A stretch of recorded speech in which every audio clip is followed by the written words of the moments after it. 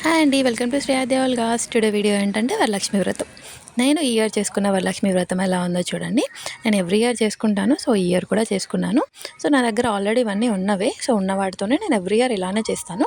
So, అమ్మవారిని ఇలా decorate చేసుకున్నాను నాకు నచ్చినట్టుగా. అమ్మవారికి పసుపు కొమ్ము అలంకరించేసుకొని జాకెట్ ముక్కలు, డబ్బులు, పులిహోర ప్రసాదము, ఫ్రూట్సు, ఖర్జూర, పండ్లు, బనానా అట్లా నాకు నచ్చినట్టుగా నాకు తోచినన్ని నేను చేసుకున్నాను. మరీ గ్రాండ్‌గా కాకుండా నాకున్నంతలో నాకు తోచినట్టుగా నేను ఇలా అలంకరించేసుకున్నాను.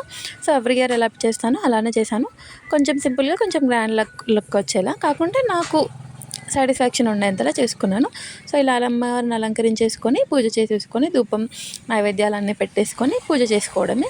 సో, ఫైనల్లీ లుక్ ఇది అమ్మవారిది. సో, బ్యాక్‌గ్రౌండ్‌లో అమ్మవారికి ఎంప్టీగా ఉందని చెప్పేసి నేను తోరణాలతో అలా అలంకరించానన్నమాట. మామిడి ఆకులుంటాయి కదా! సో, అలా. సో, ఫలాలు, ఫ్రూట్స్ ఏమో ఒక 3 టైప్స్ అట్లా పెట్టాను. పచ్చి ఖర్జూర పెట్టాను. పులిహోర, ప్రసాదం ఇవి కూడా ఒక 3 టైప్స్ పెట్టాను. జాకెట్ ముక్కలు, బ్యాంగిల్స్, డబ్బులు ఇవన్నీ కామన్ ఎప్పుడు ఎవ్రీ ఇయర్ పెట్టేదే.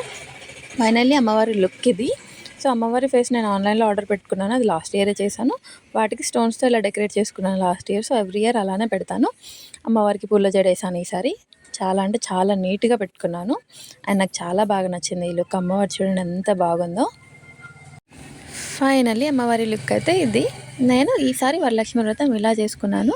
కొంచెం టైం డెకరేట్ చేసుకోవడానికి మాత్రమే పడుతుంది అంతే. నేను నాకు తోచినట్లుగా డెకరేట్ చేసుకొని పూజ కంప్లీట్ చేసేసుకున్నాను ఈ ఇయర్. సో, ఫైనల్లీ లుక్ ఇది. ఎలా ఉందో చూసి చెప్పండి. బట్ అమ్మవారు మాత్రం నాకు చాలా అంటే చాలా బాగా నచ్చింది. ఇంట్లోనే అమ్మవారు వచ్చి కూర్చున్నట్టుగా ఎంత బాగుందో. సో, ఇలా లాస్ట్‌కి పూజ అయిపోయిన తర్వాతకి మనం వాయనాలు ఇచ్చుకోవచ్చు. అది మన ఇష్టం. కాకుండా అమ్మవారి లుక్ అయితే ఇది.